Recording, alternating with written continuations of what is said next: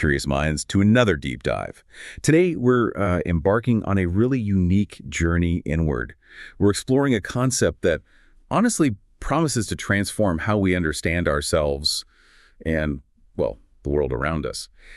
Have you ever felt that deep stirring, that sense that there's just more going on inside than you can quite grasp? Something just waiting. That's exactly where we're headed today, yeah. We're diving into the profound insights of author Clay Boykin, specifically his really transformative work, The Mandala Within, a guide for intuitive and logical minds. Now, this isn't just a book you passively read. Author Sandhart describes it beautifully as medicine for both the self and the world, each aching for this revelation. Pretty powerful stuff. So our mission today is clear. We're going to uncover how ancient wisdom, filtered through Clay Boykin's deeply personal journey, can offer you a kind of living map for finding clarity and purpose. We want to help you organize your inner world, maybe unearth profound insights, and ultimately give you a shortcut to being truly well-informed about your own inner landscape. Get ready for an upbeat, curious, and engaging conversation as we tackle this fascinating topic of self-discovery. Okay, let's unpack this. When we hear mandala, most of us probably picture those beautiful, intricate geometric patterns, right? Right, the colorful circles. But in the context of Clay Boykin's work, what is a mandala, really? Sounds like it's much more than just a pretty design. You're absolutely right. Boykin interprets the mandala not just as an artistic form, but as an ancient, incredibly powerful tool. A tool for organizing inner thoughts and interpreting your personal narrative. Organizing inner thoughts. Yeah. What he, drawing on insights from Joseph Campbell, really zeroes in on is this. The mandala isn't just a drawing, it's a profound framework for you to bring order to your internal chaos. Ah, okay. Campbell famously said it's a discipline for pulling all those scattered aspects of your life together, for finding a center and ordering yourself to it. Finding a center. I like that. And Carl Jung, too, saw it as the traditional antidote for chaotic states of mind. So it's about creating inner cohesion, a kind of internal GPS, you could say. An internal GPS. That's a powerful idea. And what's fascinating is how Boykin himself truly discovered this concept. He describes an almost spellbound personal journey. His pilgrimage. Exactly, his pilgrimage to ancient megalithic sites like Karahan Tepe and Göbekli Tepe in eastern Turkey. He talks about placing his hand on one of these towering stones and feeling this deep resonance, sensing an ancient unknown presence. Yeah, and what's striking is that these ancient sites, built by hunter-gatherers nearly 12,000 years ago, were inherently mandala-like in form. It wasn't accidental. Wow, 12,000 years ago. Yeah. It suggests a tremendous unknown archetypal force has been at work for millennia, compelling humans to create these circular symbolic structures to make sense of their world and their inner selves. It's almost like an ancient echo calling to us. So he wasn't just observing history, he was feeling it, like viscerally. And that's where his big aha moment happened, right? He realized these ancient external forces weren't just out there. They were actually activating his inner patterns of wisdom, his inner mandala. His inner one, yeah. And had been guiding him unknowingly inward for years. That's amazing. Precisely. He found that these external profound experiences were mirroring an internal process that was already underway within him, something he hadn't maybe fully recognized before. Right. And that's the powerful takeaway here for you listening. If Boykin's external journey mirrored an internal one, then your own experiences, even the seemingly scattered ones, might be speaking to an inner evolving map within you. Evolving map. Yes. This inner mandala isn't just a concept. It's a practical tool for finding clarity and direction when life feels chaotic. It can serve as both a mirror of your inner world and a touchstone for transformation.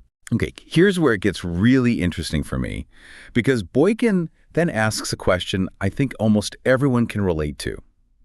How can I consider these ideas when I can't get rid of these inner voices, the incessant mind chatter and discord between my ears? Ah, yes, the mind chatter. We all know that one. We all have that internal noise, right? The constant commentary. Yeah. How do we deal with it? What does he suggest? It's the universal challenge, isn't it? But Boykin offers a counterintuitive, actually quite brilliant approach. Instead of trying to silence these thoughts, which usually doesn't work anyway. Right. He suggests recognizing them as raw material. He calls it prima materia for inner wisdom, like the very stuff you need. Raw material. Okay. Yeah. And he brings in Carl Jung's concept of free association as crucial for accessing the unconscious mind. Then he couples this with mind mapping as a powerful visual tool to actually work with the chatter, not just fight against it. Mind mapping. visually. He gives such a vivid, practical way to think about this, even using something as simple as a cat and dog exercise. How does that work? How does placing words show us something new? It's a brilliant demonstration of perception. He talks about organizing words visually, connecting them with lines, maybe circles, and how even incidental spatial relationships can spark entirely new insights. Incidental. Yeah. For example, if you write dog and place it above cat versus putting cat on the left and dog on the right, it just feels different, right? It tells a different story, evokes different associations. Huh. Yeah, it does, actually. Dog above cat feels like hierarchy, maybe. Cat left, dog right feels more neutral. I don't know. Exactly. The arrangement itself changes your perception and the narrative that emerges. It's a nonlinear approach. It stops us from, prematurely restricting our ideas. It fosters intuition, imagination, creativity, and critical thinking. So the insight isn't just in the words, but the space between them. Precisely. Boykin's insight is profound. The story is hidden in the space between. It's about seeing the relationships, the connections. That's fascinating. And he has this wonderful anecdote, doesn't he, about sitting at a cafe in Istanbul. Oh, yes, between the Hagia Sophia and the Blue Mosque. Right. Hagia Sophia representing mythos, the spiritual, and the Blue Mosque representing logos, the rational.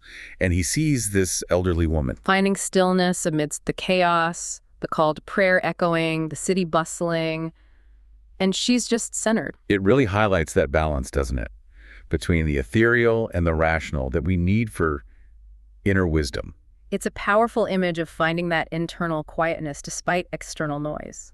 And for you, listening, this means you can start to imagine transforming your own inner noise. Not as a problem to fix, but as fertile ground for discovery. This process of embracing rather than silencing your thoughts can lead to those unrealized synchronicities and profound insights in your own life. It's about learning to listen differently, maybe more deeply. So, okay, we start making sense of that inner chatter through mind mapping, free association. Then Boykin develops what he calls the Grand Cross. What's that? It sounds like a more structured way to map your internal landscape. It is, yes. And it's quite revelatory. It becomes a personal blueprint. Boykin's personal Grand Cross, for instance, is built on 4 archetypal tensions: fear and love on one axis, Okay. and darkness and light on the other. He explains how these create a powerful dynamic pattern within him. It's a bit like how 4 planets forming a cross in astrology can signal periods of intense challenges, growth, and transformation. So it's about these core tensions. Exactly. It's a foundational structure for self-understanding, a way to visualize your core internal dynamics, the push and pull within you. He shares a truly moving anecdote about showing his mandala to a friend, doesn't he? And her reaction. Yes, she said something like, "I don't know what this is, but its energy penetrated my soul." Wow. That really highlights how these abstract shapes and symbols, these patterns, can tap into something primal and deeply felt, right? Unlocking a door to an inner world that goes beyond just intellectual understanding. Absolutely. And a key insight here is what Jung called the quaternity principle, the idea that wholeness often comes in 4s. Quaternity, 4. Yeah, the horizontal and vertical axes divide the circle into 4 quadrants. Jung found this helped integrate diverse, even opposing elements of life. Boykin discovered that each quadrant of his Grand Cross spoke to a different part of me, bringing a profound sense of clarity and purpose. So each section holds a different meaning. Sort of, yeah. For example, he describes moving from a place defined by darkness and fear towards integrating love and light through developing self-compassion. It's not about eliminating the darkness or fear, but understanding their role and integrating them with love and light. That's a really important distinction. Yeah. Not eliminating, integrating. And to make it really concrete, he offers a practical example, like applying the Grand Cross to something like a big financial decision. Oh, how would that work? Well, imagine axes like financial buy home versus stability growth. Or maybe you're considering a career change, and the tension is between fear of failure and excitement for the new path. Just visualizing these on a cross can clarify your visual frame of reference. It makes the abstract feel incredibly tangible and helps guide complex decisions. That really does make it practical. Yeah. So this raises an important question for you, listening. What might the axes and endpoints of your own personal Grand Cross be? What are those core tensions driving you? Thinking about that framework can genuinely help you navigate your own complex decisions and, in the process, reveal what Boykin calls the gold of our gifted existence. It's about constructing your unique internal compass, really. As Boykin continues his journey, he starts recognizing powerful archetypes and synchronicities. Let's talk about those. What exactly are these forces, and how do they shape us in ways we might not even expect? Okay, so archetypes in Boykin's framework and drawing from Jung again are like universal imprints. They're these fundamental patterns of human experience acting as initiatory forces. Initiatory forces. Yeah, meaning they awaken insight, challenge old beliefs, and invite transformation.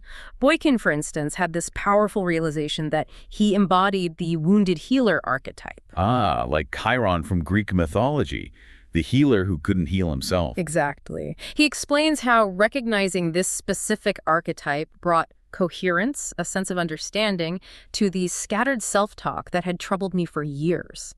It gave a profound new context to his past suffering and helped him understand his purpose, his path forward. That's powerful, finding a pattern that makes sense of the pain. And he also has a really compelling synchronicity story about a quote. Oh yes, the Henry Wadsworth Longfellow quote. "The heights by great men reached and kept were not attained by sudden flight." You know the one. For they, while their companions slept, were toiling upward in the night. Yes, right. He encountered it twice in quick succession, totally unexpectedly. He described it as becoming his personal mantra. And along with another line, Edna St. Vincent Millay's "My candle burns at both ends," it became part of his personal mythology. These weren't just nice quotes. They were guiding principles revealed through synchronicity. So what is synchronicity exactly, Jung's term? Right. Jung defined it as meaningful coincidences that occur without causal connection. It's not cause and effect. It's meaning emerging from unrelated events aligning. Okay, meaningful coincidence. Boykin interprets these moments as an inner wisdom always at work, connecting past, present, and future. It's like the universe, or your deeper self, is waiting for the right moment to reveal profound truths. It's not just random chance, it's a signal, a profound, non-causal alignment pointing towards something deeper. And Boykin then ties this into concepts like synergy, resonance, and gestalt. These aren't just fancy words, are they? No, not at all. They're about recognizing how interconnected everything is, how things work together. Synergy, for instance, is when individual parts combine to create something greater than they could alone. Like a team achieving more than individuals. Exactly. Resonance is about that deep, meaningful connection, like he felt with the ancient stones. And gestalt, well, that's a term from psychology about how we perceive organized wholes, not just isolated bits and pieces. Our minds naturally seek patterns. So it all reinforces that idea of the whole being more than the sum of its parts. Yeah. Aristotle's famous line. Precisely. It's about that holistic emergence, seeing the bigger picture, the interconnectedness. And if we connect this to the bigger picture for you, the listener, maybe reflect on your own moments of meaningful coincidence, or times you've really identified deeply with a particular character in a story or a myth. Recognizing these archetypal patterns might be quietly guiding your own mythic narrative toward deeper understanding, even if you haven't consciously named them yet. They could be clues. Clues from our own lives. Okay. Right. As we uncover our own inner blueprints, Boykin reminds us that this journey isn't just solitary, right? It deeply involves how we connect with others. Absolutely essential. And that brings us to two crucial qualities for meaningful human connection: compassion and vulnerability. Why are these so important, and why does he explore compassion as the most misunderstood word in the world? What's misunderstood about it? Well, often it's seen as weakness or pity, maybe, but Boykin really pushes back against that. He quotes Thich Nhat Hanh's piercing truth. Compassion is already powerful. It protects us more than guns, bombs, or money. That's quite a statement. It is. Boykin emphasizes that compassion is innate. It's a core human strength, not a weakness. And he highlights its deep connection to the golden rule. You know, treat others as you wish to be treated, which Karen Armstrong notes is found across virtually all wisdom traditions. It's fundamental, not just some soft skill. So it's innate strength. And he talks about a vulnerability mandala. Yeah. Inspired by Brené Brown's work. Yes, that became a cornerstone of his own healing journey. And he shares a really powerful anecdote about facilitating a young men's retreat in Kenya. Oh yeah, what happened? He describes how the men initially were, in his words, clustered secretly between closed heart and fragile heart. But through the process of shared vulnerability and building trust, they moved towards a state of wholeheartedness. It's a real testament to the transformative power of daring to be vulnerable in a safe space. Wow. Moving from closed heart to wholeheartedness, that's huge. It really is. And a key distinction Boykin makes, which is really helpful, is between sympathy, empathy, and compassion. Okay, break those down.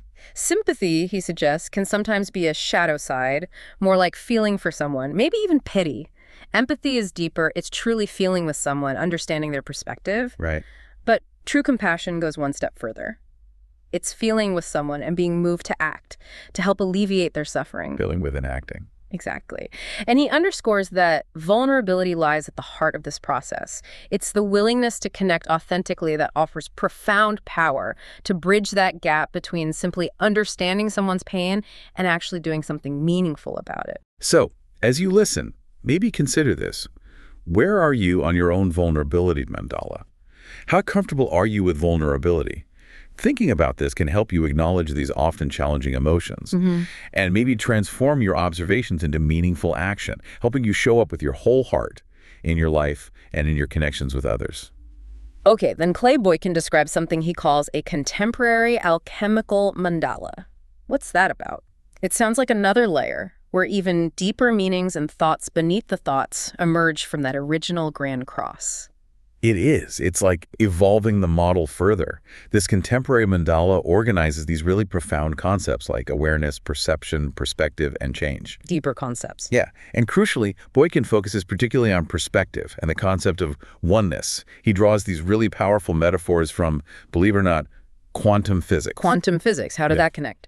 Well, think about things like wave-particle duality, how light can be both a wave and a particle depending on how you observe it.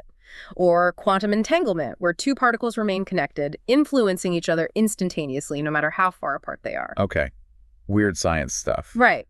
But Boykin uses it metaphorically. He suggests that you too are both an individual particle with your own unique experience and simultaneously part of a larger interconnected universal wave. Particle and wave. Yeah. He profoundly asks, we are the particles and the universe is the wave, and ultimately concludes, we are particle and wave, shaped and shaping, known and becoming. It's a dynamic interplay. That's a mind bender, shaped and shaping, known and becoming. And he really emphasizes a crucial insight that flows from this, right? That the inner and outer worlds are not opposites, they are one. Exactly. This is key. And he pushes for this vital shift from rigid binary thinking, that either mentality we often get stuck in. Black or white, good or bad. Yeah. He pushes towards a more nuanced both-hand approach, a perspective where opposites don't oppose but belong. They're part of the same whole.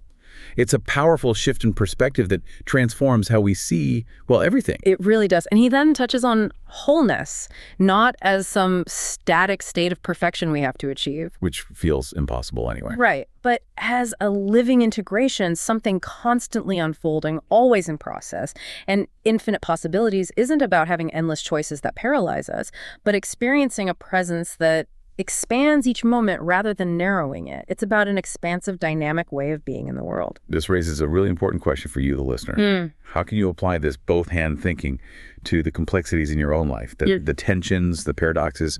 By moving beyond those rigid divisions, what deeper unity and harmony might you find? And how might you recognize that it's always been here, that wholeness, simply waiting for your perspective to shift? Wow. We've journeyed deep into Clay Boykin's The Mandala Within today. We've uncovered how we can potentially transform scattered thoughts into inner patterns of wisdom, activate our personal mythology, and embrace compassion and vulnerability as true strengths. It's been an incredible exploration of our inner landscapes. Indeed. And I think it's really important to remember, as Boykin emphasizes, that the inner mandala is not something we invent. Not like AI. It has been here all along. It is something we remember. We remember it, like uncovering something buried. Yeah, exactly. We are simply uncovering what is already inherently there within us. It's a process of discovery, not creation from scratch. So, as you reflect on this deep dive, consider this final provocative thought inspired by the poet Rumi. What if the very patterns you seek to understand in the world, the meaning you crave and the purpose you long for, are not out there to be found, but are actually waiting to be uncovered within yourself? Yeah. What hidden wisdom will emerge when you finally give those inner patterns the space, the attention to reveal themselves? For those ready to perhaps embark on this journey of self-discovery or deepen it and explore your own unique inner patterns of wisdom, Clay Boykin does offer personal coaching services. That's right. You can learn more and connect with him through his website, clayboykin.com. Thank you so much for joining us on this deep dive. May your own profound explorations continue.